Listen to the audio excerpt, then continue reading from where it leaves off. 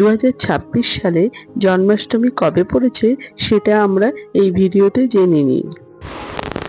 বন্ধুরা, তার আগে পরবর্তী ভিডিও পেতে চ্যানেলটাকে সাবস্ক্রাইব করে নেবেন আর ভিডিওটা লাইক শেয়ার করতে ভুলবেন না।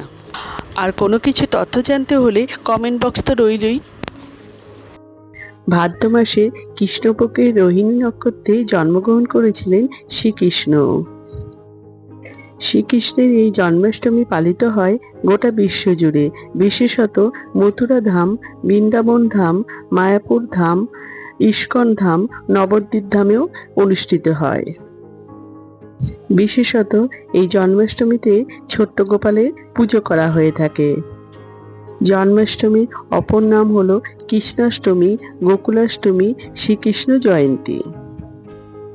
তাই বন্ধুরা, 2026 সালে জন্মাষ্টমী পড়েছে ইংরেজির 4 সেপ্টেম্বর 2026 সাল শুক্রবার।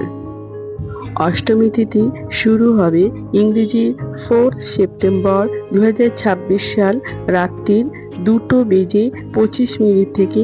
অষ্টমী তিথি শেষ হবে ইংরেজির 5 সেপ্টেম্বর 2026 সাল রাত্রির 12:13 পর্যন্ত। আমার আজকের ভিডিওটা এই পর্যন্তই শেষ করলাম। জয় শ্রীকৃষ্ণ, রাধে রাধে।